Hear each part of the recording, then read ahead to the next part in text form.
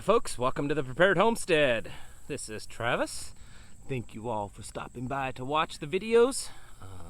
While you're here, as long as you like it, because if you don't like the video content, then, I guess you don't like it. But if you do, if you wouldn't mind clicking the like button, subscribing to the channel, and maybe even sharing it to friends, email lists, social media, wherever you'd like, because it helps us overcome the YouTube algorithm, which is basically they don't like content like what I put out, and many other channels like me, and so they try to keep that hidden as much as possible. And when you're liking something and subscribing something, it kind of bumps it up a little in the algorithm's mind, I guess you could say.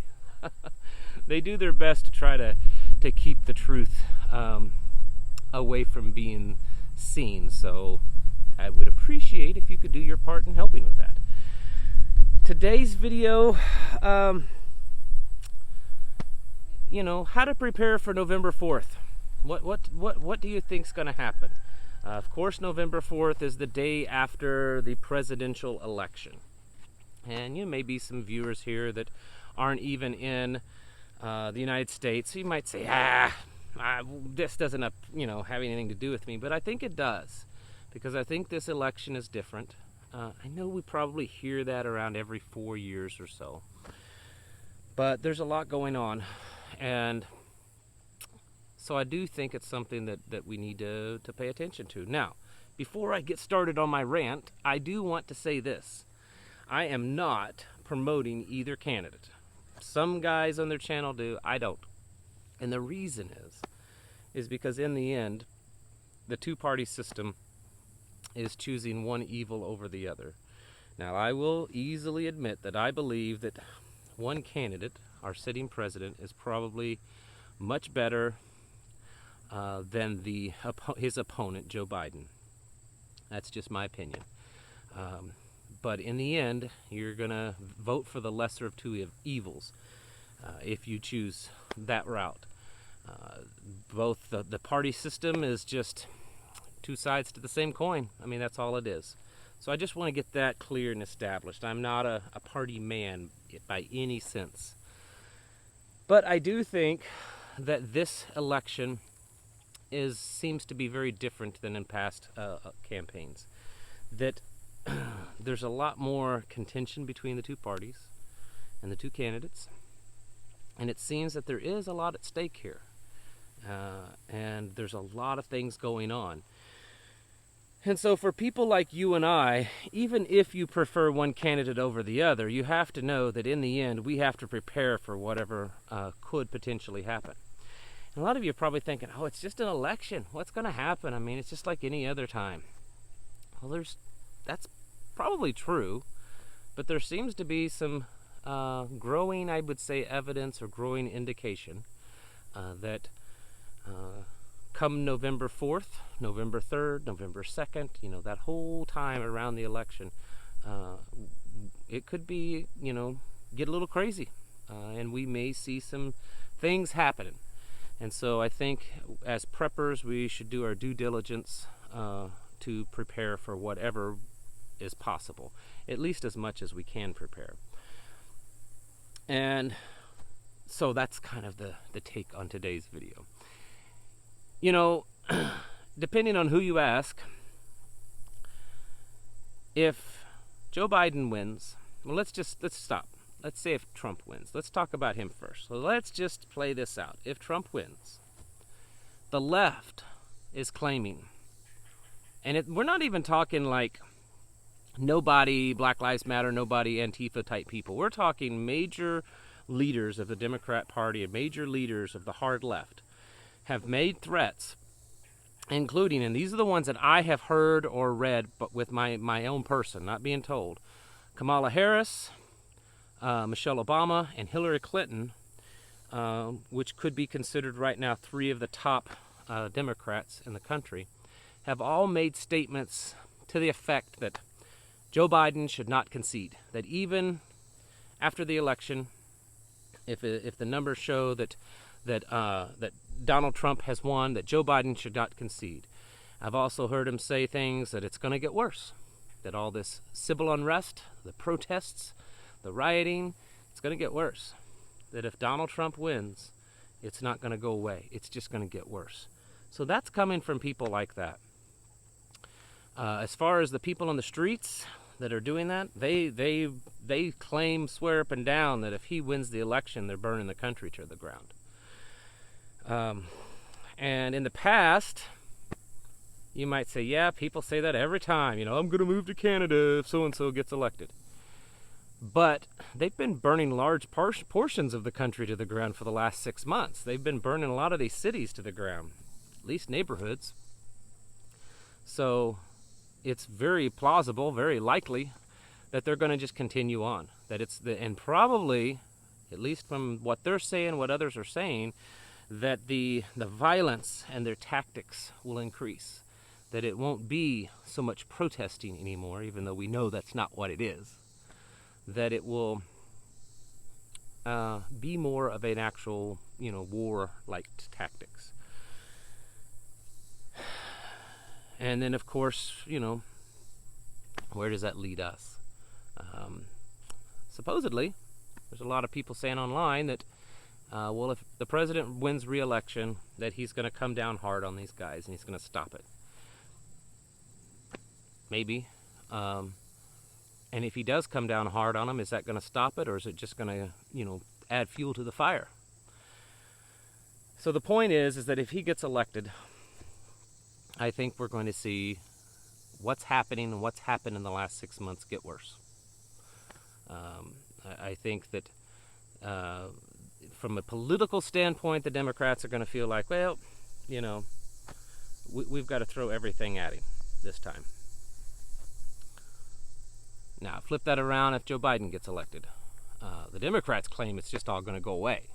They claim that everything's going to be peaceful, but I don't believe that at all. I believe a lot of these actors on the streets will continue. There may be a little lull, but I believe it's going to continue, and I believe for a couple of reasons. And the biggest is that most of these people that are out there doing that, they already hate America, and then quite frankly, many of them hate Democrats. They just hate our whole system. They want it to be some communist, anarchist utopia. And they have proven through their actions over the last few months that they can cause police officers at times to stand down and to run away and to not really stop them. That when the police tell them to go away, that it's a curfew, or that, that they don't really have to listen, and that they can, push back. And they have pretty much what little respect any of them, or at least even any fear that a lot of them have for law enforcement, has probably died because of all the things that's happened. Also, if Biden wins the election, what about all the Trump supporters? Many of them just may be sore losers, and that's it. But there's some that's already becoming very active also, going out in militias, going out armed, going out and confronting Antifa and Black Lives Matter. So will they retaliate? Who knows? The fact is that because of how things are playing out with this election, there is certainly a chance that right up into the election and after the election, things could get a lot worse. Now, sorry, I've got like a hair, I believe, on my eyelash, and it's driving me nuts. So I'm going to keep talking if you don't mind. Like I said, the whole two-party system is really a crock of you-know-what, in my opinion. And I released a video over on my Patreon today. If you want to check it out, it's on the $1. So if you just sign up for $1, you can watch it. If you want to sign up for more, put more in, that's fine. It's your choice. But it's really kind of my take and my theory over what's going on overall. At least an abbreviated version, because I didn't go into a lot of detail because of time, of what's really happening. Because most people think that the biggest things that's going on are protests, civil unrest, virus, and politics. But I really believe that there's something much more nefarious going on behind the scenes, and all that's kind of a distraction. I go into it a lot more into the video, but I don't think that the election, regardless of who wins, is going to take care of this problem, because there are people behind it that's pushing to create chaos, to create fear, to create, turmoil, to further their globalist agenda. And I believe that the reason why America is being so focused on is because they know if they can take us down, then they can take any nation down. And most of the other nations are already ready to fall in line with a globalist agenda. There's just too much going on out there that's not even being really covered. Things, technologies, and crazy things in the health industry, and very invasive procedures that are being used, and artificial intelligence. I mean, the stuff that's just, it goes on and on and on. And people are just completely blind to what is happening in that area, because they're so focused on all the stuff that the news media is talking about. So again, I don't think it's all going to go away. But now, how do we prepare for that? Well, if you're planning on going to vote, most places probably aren't going to allow you to carry concealed. So you need to be kind of cautious of that. And I'll let you kind of handle that on your own, because most of you should be smart enough to be a little careful if you're going into a voting booth. But other than that, one thing that we're doing here, we keep stocked up, obviously, we keep stocked up on most things all the time. We have a lot of long-term stuff, stuff that'll last decades. We have things that'll last a year or two. We have that pantry, and then we have things that, we may go every 2 to 3 weeks to pick up. Most of that stuff is not necessary for us to survive. We just get it because it's still available, we can afford it, and we like it. But if it was all cut off, we would, we would make it without that stuff. So what we're planning on doing is probably 2 to 3 weeks leading up to the election is make sure that we've got enough to last us for a while so that we just don't have to go anywhere. Now, we live way out in the sticks, so the odds of things like that happening, because the overwhelming majority of people out here are conservatives and probably voting for Donald Trump, because when you drive up and down the roads around here, every house, at least 80% of the houses are either flying a Trump flag or have a Trump sign in their yard, or they have that and both and a bunch of other stuff. I mean, it's like Christmas and Halloween decorations around here with Donald Trump stuff. So I think we're pretty safe when it comes to that, because there's not much opposition around here. But especially for you guys and gals out there, if you do live in those areas, it's something to think about. And you may be saying, well, you're taking it too far. Get online if you think I'm taking it too far. Get online, get on Twitter. Facebook is really trying to censor this. Twitter hasn't that much yet. Twitter's kind of letting it happen. So that's why I find most of it on Twitter or through other message groups and stuff, of showing the amount of just pure violence. I'm not even talking about protests and rioting and stuff like that. I'm talking about just random violence that's happening now on the street, that's increased dramatically in the last few months. I mean, we're talking extremely increased. In some of these cities, like, say, New York, their crime numbers have increased, in some of them, 1,000 to 1,500% in the last 6 months. Many of these cities, the increase is, in the double and triple digit percentage increases over the last 6 months. So violence and crime has gone up a lot. And so if you find yourself in one of those areas, number one, I hope you're trying to get out. I don't want to tell you what to do, but I try to be nice when it comes to people living in the big cities, and I understand everyone's situation is different, but right now, excuse me, I think it's kind of crunch time, and you're going to have to make a quick decision fast, because you don't need to be living there. But anyways, if you find yourself in one of those places, hunkering down for at least a couple of weeks, a week or so before and a week or so after, just to see how things play out, might not be a bad idea. Now, if you're going to do that, you might want to start stocking up now. You should be stocking up all the time anyways. It's to the point now that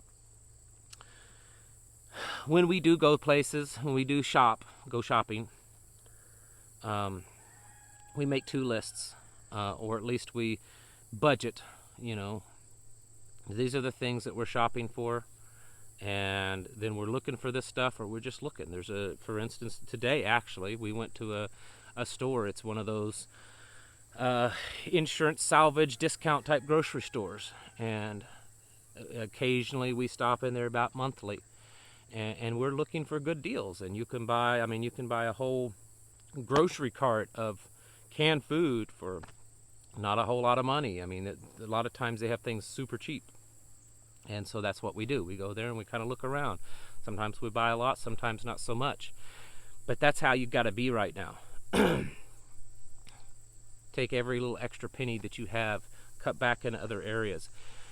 And especially areas that, and especially if you live in areas where things could get more hostile, leading up to this election, I would advise you to make sure your stockpile is good for at least a few weeks, at minimum, and just try to hunker down as much as possible. Because I have a gut feeling that at least in some areas, it may not be nationwide, but at least in some areas, things are going to get pretty crazy for a while. Regardless of who wins, it's going to be crazy. Even Facebook, I posted it on the Prepared Homestead's Facebook page, that Mark Zuckerberg from Facebook is putting out information and said that they are preparing for the counting of the voter count to take possibly weeks to figure out who won the election. And they're prepared to start putting out messages on Facebook to try to calm people and to keep them calm and to not go into civil unrest, that just to let the system work itself out and it'll be okay. So even they're preparing for it. There's a lot of people, a lot of news, a lot of things like indicating that people are getting ready for that. So you need to get ready for that. And you know what? If nothing happens, what have you lost? You've spent a little extra on some food and supplies that you should probably have on hand anyways. So so start thinking about that. Start getting yourselves ready for, I think that's probably the next big thing. There's definitely rumors about other things. There's rumors about blackouts before the election. There's rumors about a potential EMP strike before the election.